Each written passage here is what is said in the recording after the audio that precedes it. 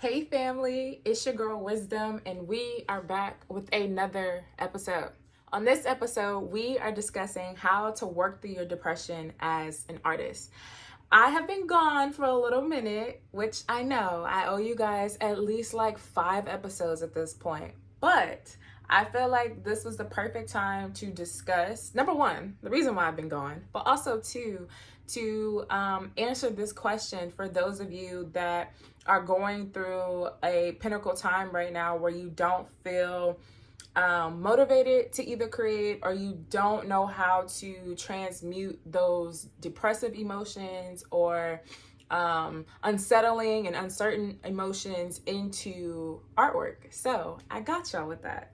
First things first, I just want to send love, and I want to send grace, and I want to send some compassion to anybody that is in a depressive state or is in a low vibrational state, or you have just a lot of confusion and uncertainty, whether this is within your artistry or whether this is in your personal life, and you haven't felt the spunk to create, or you haven't, or you want to create, you just don't know exactly what it is that you want to create due to how you feel. So I just want to just send you guys love. I want to send you guys compassion in this very moment, to just let you know that you are not alone and I'm here for you. So yeah, getting to answering this question, one way that I really work through my emotions is honestly just doing it. As far as painting goes or creation goes, I try not to get myself so overwhelmed about a piece whenever I'm in a state of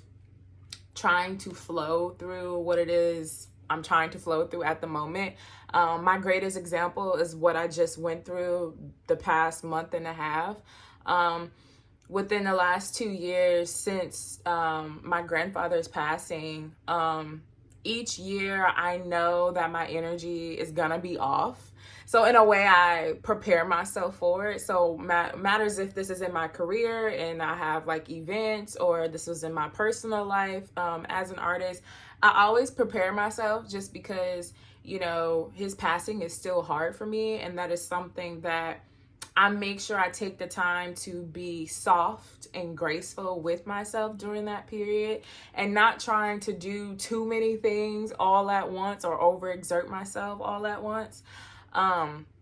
So in those moments, preparation, honestly. So like, let's say if you're somebody that has seasonal depression and you know like when it's going to come up, or you have depression around, grieving a loved one that you've lost, or sometimes it may be sporadic. It's very important, number one, to be graceful with yourself and make sure you just take the time to be honest with yourself. Like, tell yourself that you're not 100% and that it's okay not to be 100%. And also let, you know, people that you communicate with on a day-to-day basis, also let them know like, hey, this is how my energy is going to be. My energy is going to be up and down for probably the next such and such, whatever time frame, if you do have a time frame, and you've paid attention to it. Or, you know, I may be a little bit up and down for like the next week. I don't know what's going on, but this is just how I feel, and I just want to let you know. You know, I feel it's great to start off with, one, respecting the space that you are in as an artist, whether this is you don't have clarity on what you're going to create next, or whether your emotions are just not where you want them to be in that moment. So one, just respecting that space that you are in. Number two, communicating to yourself first, hey, we're not at 110%. That is okay. So in the meantime, what is something that you're comfortable with doing while we're not at 110%, right? And then also communicating this with loved ones, communicating this with people that you know care about you, and that, because I know for me, I'm a person that checks out a lot. I do. I will go ghost. I do. Not because I'm depressed or my emotions are, you know, all over the place. This is just a normal thing for me. Like, I will literally forget that I have people that love me. And because I'll be in a flow of creation, or I'll just be in my own little bubble and I'll just forget. But it's very important that you do communicate these things with others. That way they know, and that way you feel supported. Not only you're feeling support from yourself, but you're also feeling support from others who truly care about you and who truly love you. So yeah, those will be my first few things that I do as an artist that has nothing to do with art. So let's keep that in mind. When you're in a low vibrational state or an emotional state and you have uncertainty and you're either depressed as an artist, most of the time it's not about the art. It's not about the art. It's about what you do in your personal life that can get you to that space where you feel comfortable, where you have the least resistance, where you don't feel overwhelmed. Because if you're overwhelmed going into an art piece and you're trying to control it and overthink it, it's not going to work. So being in a depressive state as an artist, it's not even about the art at that point. It's about you and how you feel, and making sure that, you know, you're giving yourself the space to feel how you feel, however it is that you feel. One great example I can use is from this last month and a half, dealing with the anniversary of my grandfather. My great-grandmother, she also ended up passing away as well. And so the crazy part about this was I had an art show already booked, an event already booked. I think I booked it like a month in advance. My great-grandmother, she already wasn't doing well for probably like the last 2 months. And then she ended up passing. The funeral ended up being in the same month. And then I'm coming up on my grandfather's anniversary, and I'm also coming up on my birthday. So it was like a lot of things to celebrate, you know, love and life, right? And a celebration of me. But it was also a lot of low moments, because I'm grieving people that once hold, well, they still do, but I'm grieving people who still hold a big place in my heart, a big place into who I am as an individual. And I knew my emotions were going to be all over the place. So I'll use some examples. During that time period, I stuck to my stones because this was an art show that I really wanted to do, and I continued to create. I can continue to allow myself to flow. When I needed to go live on TikTok, if I didn't feel like going live that day, or maybe I wanted to cut a live for another part of the day, I did it. I respected how I felt in that moment. And there were like moments where that survival part of myself wanted to be like, we can't cut the live because we're gonna let people down. And you know, when we schedule something and we say we're gonna do something, we stick to it. And it's just like, girl, things change. Like, this is like my survivor self and then my thriver self. My thriver self is like, things change. Respect your own boundaries, Miss Ma'am. I'm gonna need you to do that. And whoever it is that I'm talking to, whoever you are, you need to respect your boundaries as an artist. If you don't feel like creating in that moment, or if you don't feel like entertaining people, and you're a content creator and you do that on a day-to-day basis, if you don't feel like making that content right then and there just because you know that you're not fully invested in it, don't do it. Do not force yourself to do things that you don't want to do. We're cutting that all out in 2024 and for the rest of our lives. Cut it out. As an artist, if you are forcing yourself to do things that go against your natural flow, stop doing it. It's not going to help. Don't do it. Okay? Go sit the fuck down. This is out of love. Go sit down. Because this is what I have to tell myself. Because I'm such a busybody. And I like to create. And sometimes a part of your creation is just sitting with yourself. A part of your creation is laying down for a little bit. A part of your creation and your practice, your artistic practice, is just maybe staring at your paintings for a little bit and seeing how they make you feel, in that moment.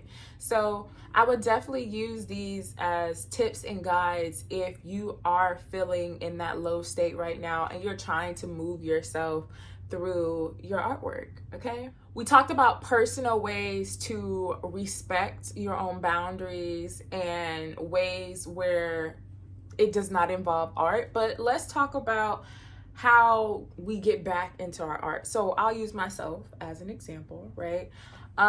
Creation is something that I do all the time, and if I don't do it, I feel weird if I don't do it. So kind of like if I don't work out, like I also feel weird too, like my yoga and everything. It feels like my body is just off, which is what art is for me.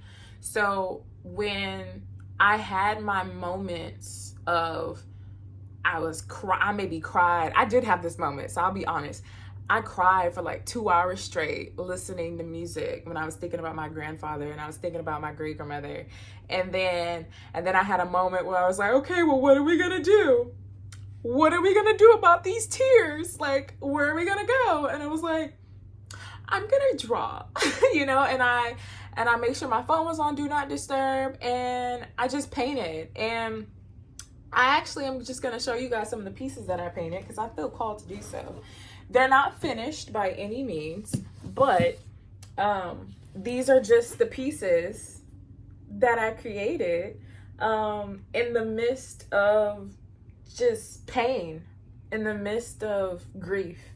And I always end up producing the best pieces. So I'm excited to see how this one turns out. But this was the first one that I created. And then this was the second one, which is so cute because it reminds me of the ocean. It's like really pretty and I love it so far. This one's not finished yet either, but this is a good piece too. Like it almost like represents, I'm trying to get myself through it, right? I'm trying to find the magic. I'm trying to find that clarity. And then I find like that brightness, that lightness within, right? So I'm really excited to see how both these pieces go. But one way to just push yourself through your depression as an artist is to create. And not to be afraid of your creation. Just go and create.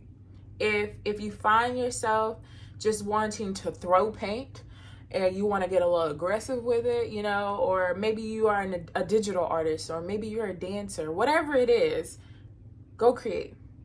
Just do it. Don't hold back. Just go and flow.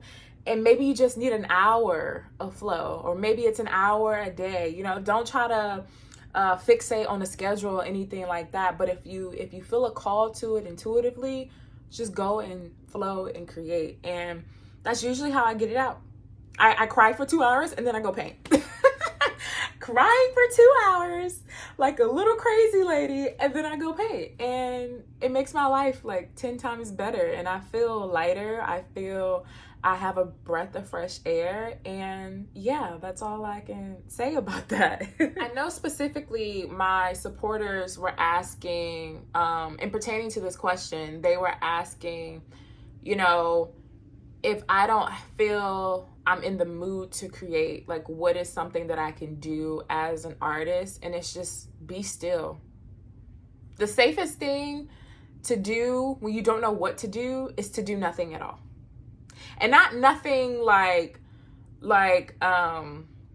you procrastinate, because it's not procrastination, right? Just do nothing at all and be intentional about your nothingness, right? So people got to get out of the mindset that this hustle culture is the thing that we need to be doing and we need to be doing it all the time. Your body is not supposed to be run like that. So when you're in these modes, just appreciate the times where you can explore your artistry. Another way that I do work through any emotional moments or low states, I do research. I go and I research. I maybe go to museums. I go to galleries. What else do? I talk to other artists. I go and support their work in the midst of, not doing any of my work. And that stems, you know, some inspiration as well, just because I get to hear somebody else, you know, talk about their work and express, you know, how much they love their work in the same way that I love mine. So that gives inspiration as well. And then also just doing research on other art forms, like researching on YouTube or pulling up an art book, you know, or going to my local library and checking out a book about another artist that may be in a different medium, that may be in ceramics or that may be in printmaking, you know, just different things. So whatever avenue that you feel called to, go for it. And that will be the best ways of getting yourself working through depression as an artist, working through emotional and low states as an artist. This is what I've done within the last month and a half. And honestly, it's the greatest gift that I've given to myself, just because I have a sense of awareness about how I feel. And it's important to build that relationship with yourself as an artist, and just know, like, you're not going to be 110% every week. You know, I ended up having to take a whole week off from live, not necessarily from painting, but just from the entertainment aspect. You know, getting on live every day and mucking up the energy to talk to people every day can be a lot, especially when, you know, I already do a lot for, you know, people in general. Or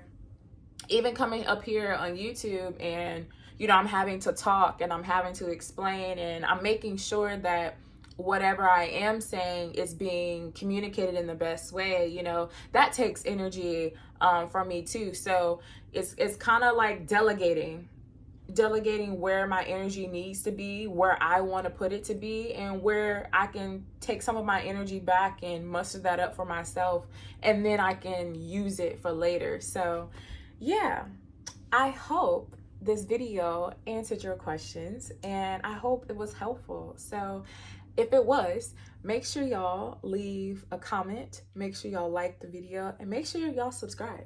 And if you know anybody that is going through these moments or can use this inspiration, please share this video with them. So yeah, until next time, I'll see y'all later. Bye.